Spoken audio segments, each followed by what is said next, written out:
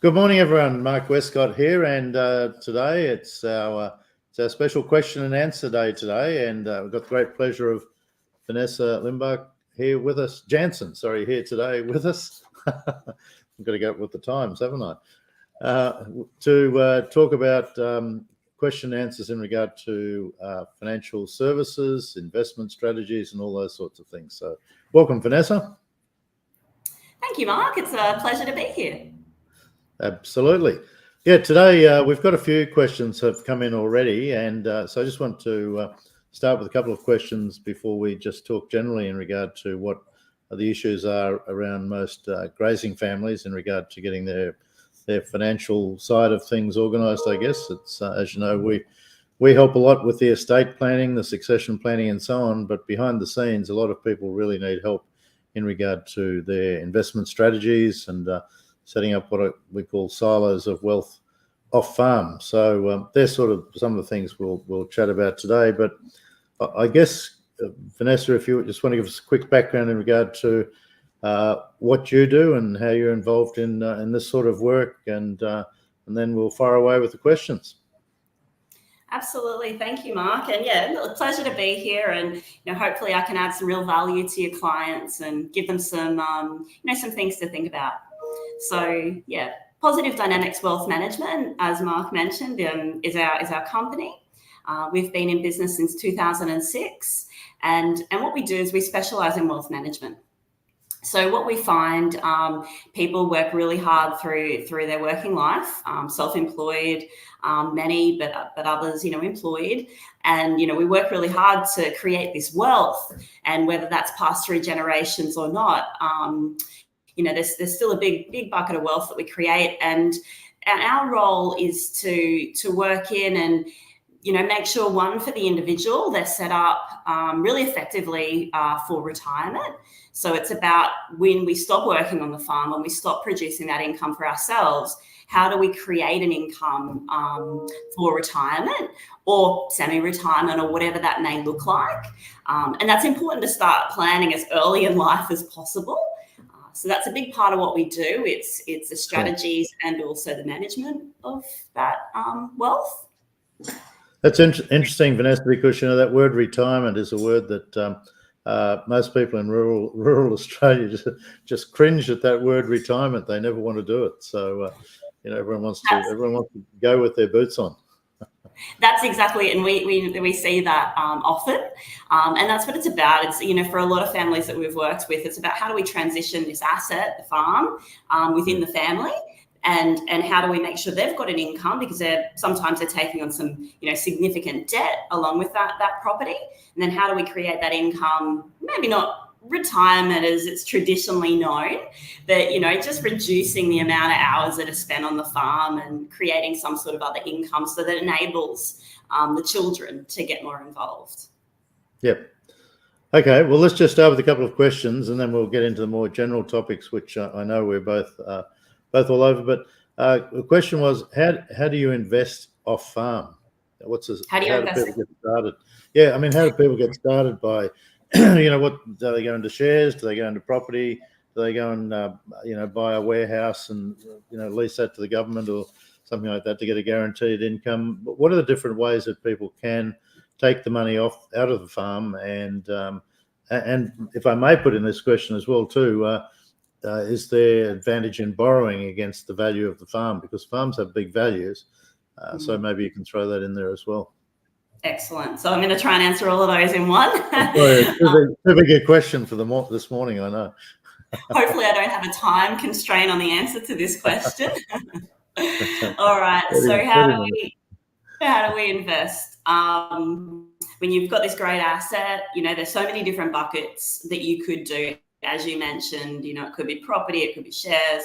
The thing is, the key that we see with the success is to create many different buckets of wealth, so many different silos of wealth, because then you're diversified, because we don't have the crystal ball, nobody does, to know which asset's going to produce, the best results. So if we can diversify wealth, we can be confident that when you do want to come and rely on these assets, that you can call on one or the other at a different time. Yep. So then we look at the best way to do that, and that is very individual, because it depends on a number of different factors. It could be age, wealth, cash flow, so many different factors we'll consider. But if I speak generally, what we'd be looking to do is, number one, we'd go, okay, how do we minimize tax if tax is an issue? And that's where we would be looking at some superannuation contributions. And that's going to be very dependent on age as well. You know, if you're more nearing retirement, maybe in your 50s, we're really going to focus on that strategy, because we know that when you get to 60 and older, retired, this is the only tax-free asset that you're gonna build, like completely tax-free. So that's why we're going to concentrate on building that asset. Then when we're building that asset, there's a few different ways we can do it. You know, one, if we look at the traditional sort of approach, we'd be looking at, you know, an industry fund or a retail fund that's in the superannuation environment. We can still manage that money for the clients. We'll just look at how they, you know, which assets they hold in those funds. So that could be shares, you know, there could be some property, Australian shares, international shares. We'll look at the risk profile, so how much risk someone wants to take. We have some clients that have been really, really concerned with volatility over the last few years. You know, no doubt there's been some really great highs, also some lows. And we've had clients that just even go in term deposits in their super. So it's very flexible. Then the other side of things could be a self-managed super fund. So the reason that you might want to have a self-managed super fund is to actually buy some property with that bucket of wealth that you've created. And then that's also, you know, going to be a tax-free asset when you're retired, 60 and older. Yep. And that's where we'll give the advice. You know, again, you want to have some diversification in there. We might have some shares, might have some property, could be a commercial property, could be residential.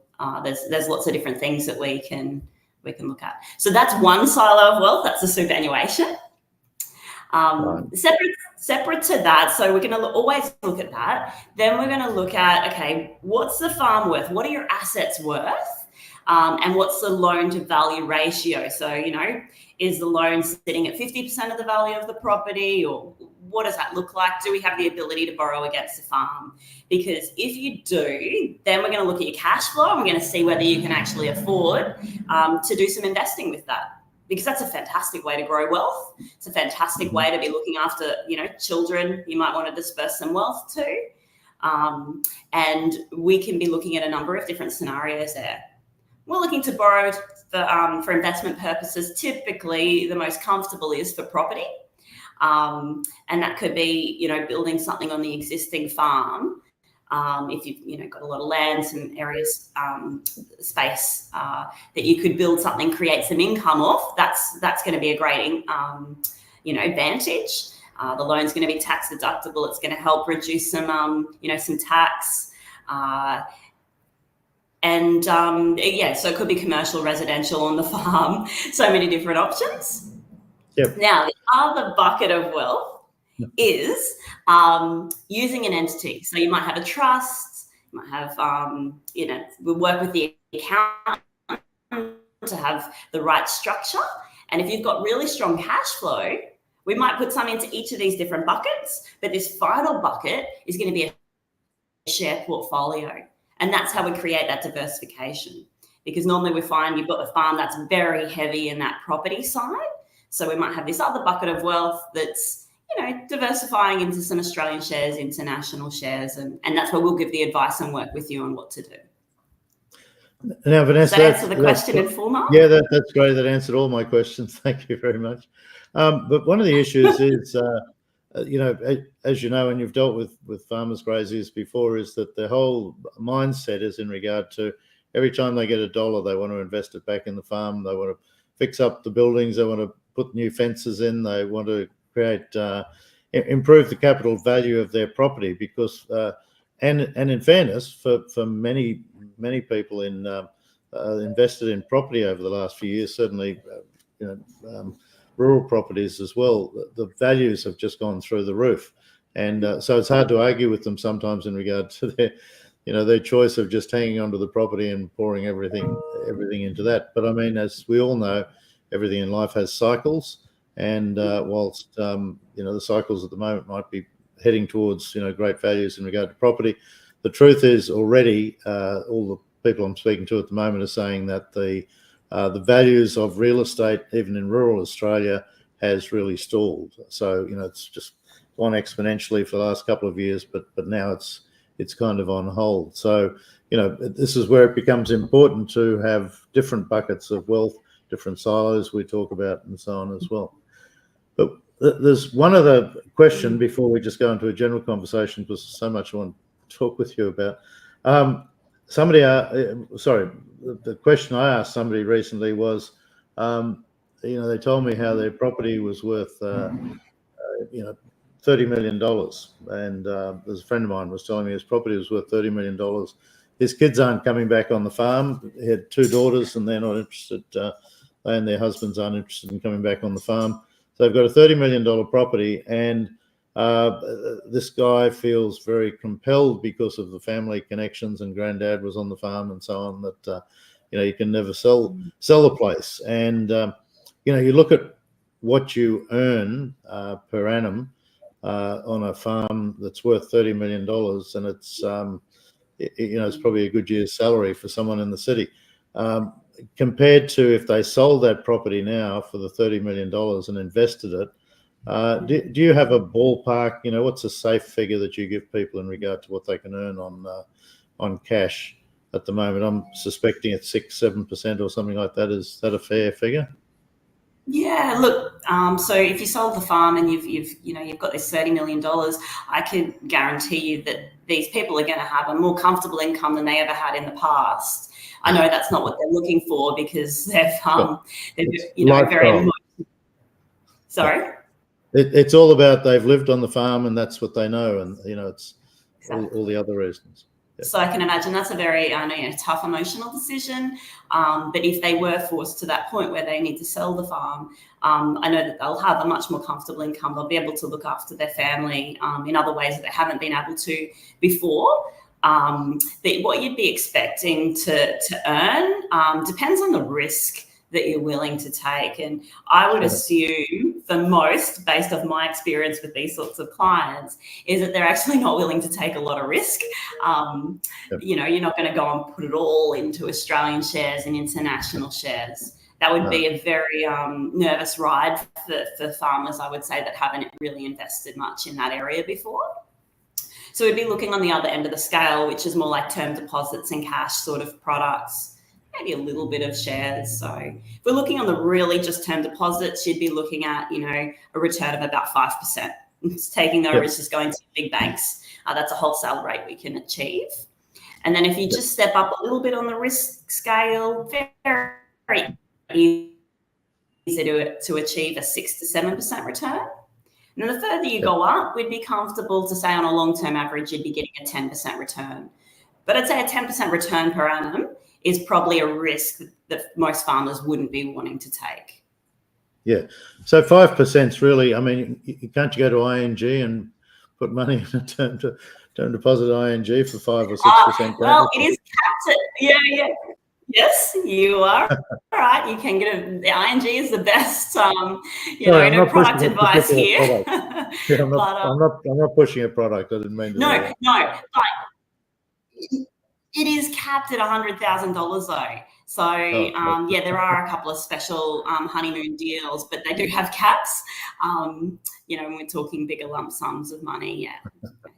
Yeah, what I probably want to say, Vanessa, is that if someone had a $30 million farm, and I run across these people all the time, effectively, just by selling the place and putting the money in the bank, they could get they could keep their capital, get $1.5 million a year, which they could help their kids. They could provide a lot of help for children, grandchildren, school fees, private education, all those sorts of things. And the $1.5 million that they would be earning would be probably 4 to 5 times what they're earning on the farm, after expenses and so on. That's kind of how it is, isn't it? That's it. I just ran a quick calculation. My brain doesn't work that fast on the calculation. But I was thinking, probably $1.8 million is a comfortable sort of, just drawing out. The capital's not reducing. You've still got $30 million there. You're just taking out the income each year. That's something like $1.5 to $1.8 million. You can imagine the things that you can do with that. There's going to be probably some tax payable, but we'll do what we can to structure it that we can minimize that tax. But yeah. Look, absolutely. But they can help their kids too when they do that, can't they? And I'm not encouraging everyone to go out and sell their properties, but I'm just saying in a lot of cases, I have people that have $10, $20 million farms and they're struggling to make a living, struggling to make ends meet. And I just keep thinking, wow, $10 million, you stick that in the bank and you get 5%. There's $500,000 a year income, which they will have never seen before in their lives. And just makes life so much easier, and they can help everyone in their family so much more easily. There's something else, and I have done some actual seminars just on this topic. I mean, the topic's called Die with Zero, and I'm not suggesting that you go out and spend your $30 million, but part of this topic is about when's the right time to help your children with, that wealth transfer. And there's been so many studies done on this. And, what we see mostly, and if, you're a farmer listening right now, you probably inherited that farm, much later in life, or you inherited the wealth much later in life. That's typical because your parents, pass away when they're 80, 90. And by that time, you're 60 yourself, thereabouts. Yep. Once you get to that age bracket, you've normally gone through all of the hard yards. You've raised the children, you've been on the grind. And as well, it's nice to receive that wealth. It doesn't really create a significant, change to your life. Whereas if you inherited that money when you were 30, when you're having children, wife's out busy, raising the children, maybe trying to bring in a bit of extra income, your husband's just working so many hours out to provide for the family. If they were given a bit of money earlier in life, a bit of income or a lump sum, whatever that looks like, their life is going to change significantly. They're going to be able to spend more time with their children, with their parents, have some nice family holidays together. I think they're the sorts of things to think about what you could do with your money. It's not about the money, it's about the life that you can create for yourself and your family. Absolutely. And you raise a really good point there, Vanessa, and that is, you talk about the average age. The parents are in their 80s, 90s, and the children are in their 60s. Now, when the kids are in their 60s, their children are going to be in their 30s. And traditionally, they're going to be 30, 35. And when that happens, those children are then looking at, okay, can we now have an opportunity for us to start coming in and running the farm, running the business, running the property, and how can you help us? Our kids are at boarding school and all those sorts of things, and that's the greatest danger, isn't it, of parents who hang on too long, and it's not necessarily about passing the asset down to the kids, but passing the opportunity down to the kids, passing the opportunity to run the business, giving them some financial help along the way, because when you've got a 10, 15, 20, $30 million property, I mean, there is enough cash there to help your kids. It's not like you're on struggle street. And you don't have to give them, I wouldn't be suggesting, and I'm sure you wouldn't either, with many of the clients we work with, it's not about handing the asset over. It's about just bringing them into it. You still have full control. Yeah, so that's... Well, we're very much about having the parents to continue to own the asset, but the primary real estate, but handing over the business to the next generation so the kids can come in and start running the business. And because they're young, energetic, enthusiastic, and they have new ideas. And, I was talking at a school reunion with a bunch of guys last night, and we were just talking about how when we were kids, farms weren't managed clinically. They were done on what's the weather look like today? How long should we leave the rams in with the ewes? We'll leave them in another 3 weeks. Whereas these days it's just clinical. It's like the bulls go in with the cows for this many weeks, and then they go. And if the cow doesn't get pregnant, she's off to the butcher shop. Everything is so much more clinical. And I mean, and what that means is, and where I was coming from, was that the next generation are learning all these sorts of things, learning how to be better farmers, learning how to be better primary producers. And you need to give your kids that opportunity before they're in their 60s to come in and do that sort of thing.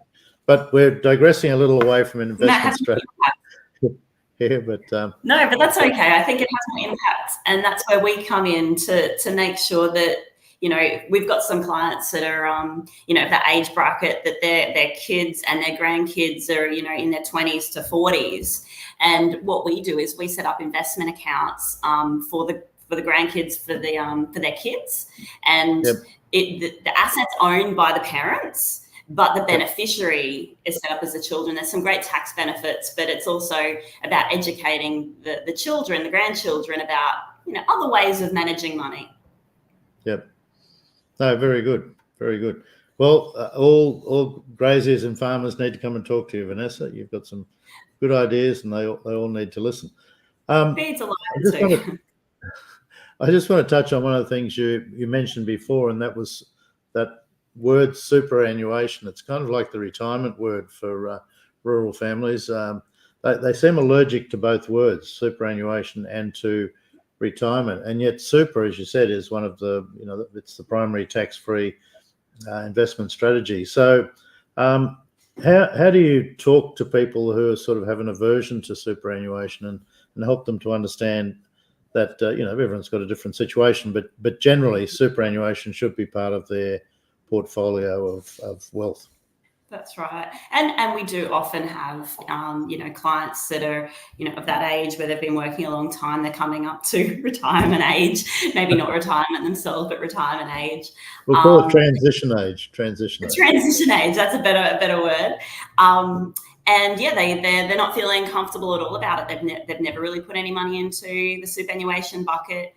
I think our role, really important, and this is what we do with our clients, is not to pressure them into setting anything up fast. It's about making sure that they have the right education to really understand what they're doing. So, you know, we might have multiple meetings with clients to make sure that we know that they're comfortable. And, you know, part of making sure they're comfortable, you know, there's two sides of where we see their fears coming from. One is from the investment side, going, well, I don't understand investments. I've never done that before. And that's why we could start with some term deposits in the super fund, or just start layering it up with, you know, some experience. And then the other side of the fear is coming from regulation, government. You know, government's always changing legislation. And, you know, I agree. You've been around longer than me. You will have seen a lot of change in your time, but I do know that there's no other asset out there that has a better tax structure than the superannuation environment. So if we put some of your wealth in there, it's always going to be a more tax effective strategy than putting it in other places. And that's why we diversify. You know, we're not going to put it all in one bucket. And that normally over time puts people's, you know, fears at ease. And then we normally, you know, I like to think that we're mostly confident in helping the client understand this is actually in their best interest. Yeah. One of the, Vanessa, great chatting with you this morning. I love your wisdom in regard to these issues, so thank you. But one of the issues that we find is when people come to that transition age, many times they're leaving a commitment on the kids that are taking over the farm to fund their, I'm going to use the word retirement, aren't they? So if mum and dad go and move to the city or something like that, they transition. You know, even if they're living in the cottage out the back of the property, and the kids and all the grandkids have moved into the main house,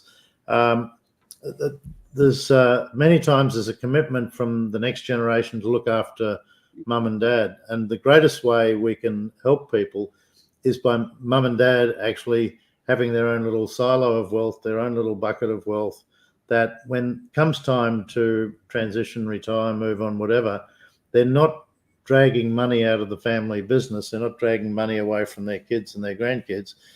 They have actually put their own money to the side so they can have their own retirement.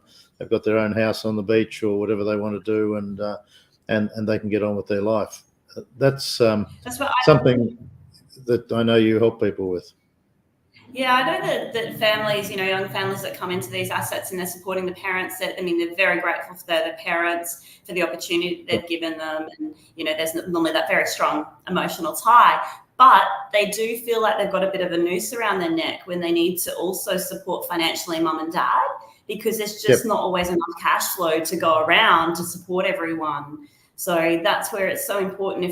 I know the fences are very important, and that's always going to be the priority to keep the farm, maintained and, investing back into the farm. But we also need to put a bit of money aside, and that's where we come in to work out what that bucket will be. And when times are good, we might put a bit more into that bucket. And then when times are slim, maybe we don't put anything in at all. Yeah, gearing to invest has been around for 100 years, hasn't it? And it's obviously profitable to do that. It's people have geared into share portfolios and other everybody gears into a house in their lifetime. They buy a house, and that's called a mortgage. That's right. So gearing to invest is something that most people are aware of, used to, and have done. And it's interesting that the rural families all seem to want to put their money straight back into the property instead of using that and leveraging it to create some other buckets of wealth. And that's the greatest learning that I wish we could pass on to rural families, is that opportunity is to create different buckets, different silos, whatever you want to call them, so that everyone has their opportunity for independence also moving forward. And the other reason is, from an estate planning point of view, Vanessa should be aware, is if one of the kids stays on the farm, how do you fund the the benefits from the wealth distribution when mum and dad do pass on? Have you got to sell the farm? What have you got to do? If everything's in the farm, you've got a real problem, and you might have a commitment from the kid that stays there to his other two siblings for the next 20 years. Or if you've planned ahead and created some wealth off farm, it makes it so much easier for the other siblings who are not staying on the farm. So there's a million reasons why creating these different buckets of wealth, silos of wealth, is a good idea, and part of a balanced investment strategy for any business owner, not just rural families, but really anyone. That's it. Keeping harmony within the family. That's right. So the kids get together at Christmas as mates. Just one last quick question. We just got a couple of minutes left.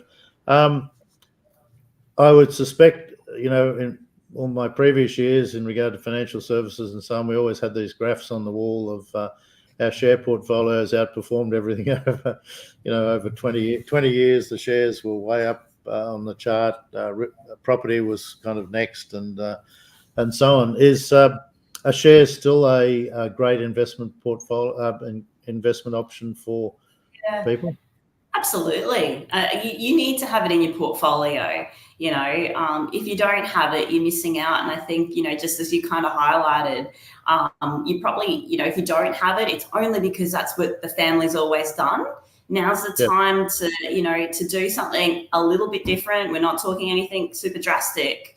We're just talking about actually increasing the overall wealth through some education and being connected with the right people. So, shares have, outperformed, and I've got so many different charts as everybody else would, but I can actually pinpoint in Australia, I've got some statistics on actual values of land back in, whatever year you want me to go back to, 1980, and we can look at what the land's worth today. That's very easy to look at the valuations on what property sold. We can do exactly the same scenario with Australian shares, international shares, and we look over those timeframes. Both assets have been really great, and that's why we want you to have both assets. But depending on the time frame, we have seen shares outperform the property over those longer periods of time. Yeah. But all in all, and just finalising everything, Vanessa, thank you very much for your time today. Always great to have you on any of our podcasts and so on. So thank you for coming in today. But I mean, it's all about just making sure you've got a spread of investments. Try not to keep all your eggs in one basket, and the number of reasons as to why you do need to have different silos and buckets of wealth and so on moving forward. But the key thing is, as with playing with explosives and all these sorts of things, is don't try and do it yourself at home. Give someone like Vanessa a call and get some advice, get some professional advice, because it's what you don't know that's always going to help you come unstuck. So if you want to do these things well, make sure you take the time and get proper professional advice. Vanessa, thank you for your time today, and look forward to talking with you again soon. Thank you for having me, Mark. It's been a pleasure. See ya.